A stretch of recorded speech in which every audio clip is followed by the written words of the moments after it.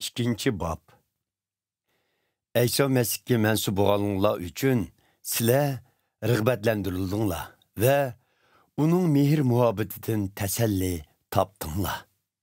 Mukaddes ruhtan ortak bəhrman boldinglar hamda İsa Mesih'in mehribonligi ve rahimdilligini ko'rdinglar.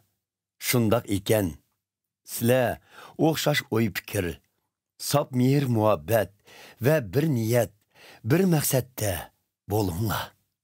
Shundoq bo'lganda meni xushalliqqa cho'mdirilsizlar. Har qandaq ishda shaxsiyatchilik ve quruq shuhratga berilmanglar.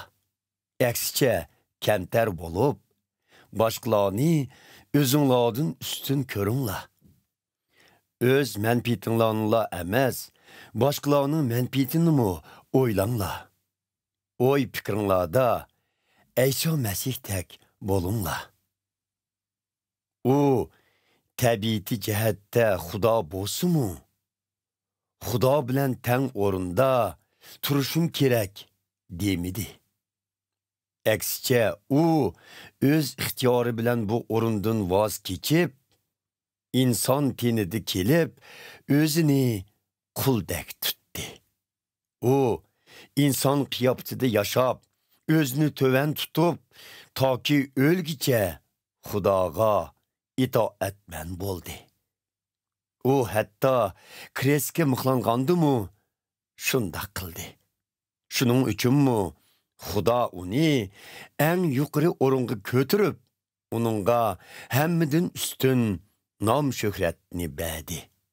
Shunga bu dunyo ve u dunyodagi butkul mavjudot İsa Mesih'ning oldida tizlanib, uningga sajda qilib, uni Rabbim deb e'tirof qiladi.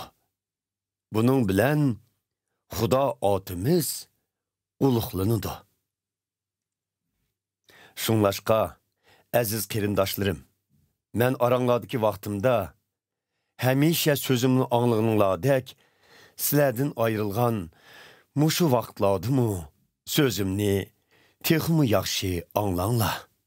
Xudodan qo'rqib ve uni cho'nqur hurmatlab, Xudo sizlarni qutqizganda ato qilgan yangi hayotni turmushinglarga tatbiqlashga tirishinglar. Chunki Xudo sizlarni o'zgartib, sizlarga o'zining irodasini amalga oshirish uchun orzu ham kuch-qudrat beradi. Her qandaq ish qilganda og'rinmanglar, takallashmanglar. Moshundaq bo'lganda hech kim sizlarni aybleyolmaydi.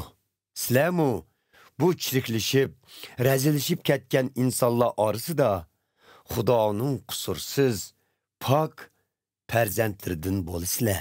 Hamda hayotlik erib keldigan xushxabarni yetkizguninglarda bu zulmatlik dunyoda xuddi chaqnab turadigan yulduzlarga o'xshash chaqnab tursizlar. Mana shundoq bo'lganda İsa Mesih qaytib kelgan kunda bütün xizmatim ve ajrimning bekorga ketmaganligidan faxrlanayman.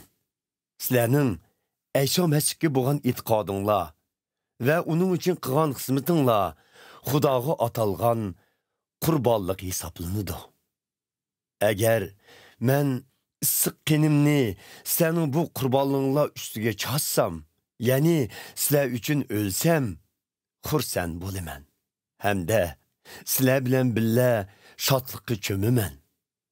Shuningga o'xshash sizlarmi xursand bo'linglar. Hamda men bilan birga shodlikqa cho'minglar. Rabbimiz İsa xolisa Timotini yaqinda yeninglarga avatiman. Buning bilan öz ara ahvolimizni uqishib, ko'nglimiz orom topidi. Hozir mening yenimda Timotiydan boshqa menga o'xshash sizlarga haqiqiy ko'ngil bildigan odam yo'q.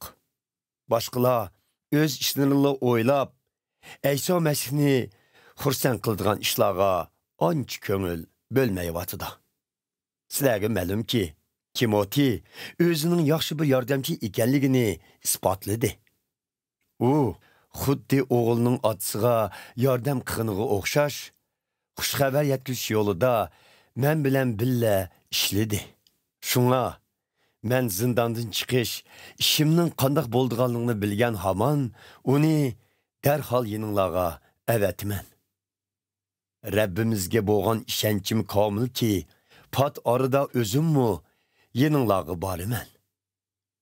Men yordamga muhtoj bo'lib turgan vaqtimda sizlar menga ushchurchi Epafroditni avatdinglar. Hozir men uni sizlarning yeninglarga avatishni qaror qildim. U men bilan xushxabarni yetkizish yo'lida mürünü mürüge tirab kurash qilgan qarindishim ham xizmatdishimdir. U hamminglarni seg'indi hamda o'zining kesal bo'lib qolganligidan xabar topganliginglar uchun beorom bo'ldi. Darvaqa u rostli kesal bo'lib qelib, o'lib ketishga tas qolgan edi. Lekin u o'lmadi. Chunki Xudo uningga rahim qildi. Xudo yolg'iz uningga emas, dard ustiga dard bo'lmasin deb menga rahim qildi. Mana shuning uchun sizlarning uning bilan qayta ko'rishib, xursand bo'lishinglar uchun uni tezli yo'lga solmoqchiman. Shunda qilsam, men sizlardan ko'p ansirmaydigan bo'laman. Shunga uni qarindishinglarni kutib olgandek xushol-xuramlik bilan kutib olgaysizlar. Hamda bundaq kishilarni hurmatligaysizlar.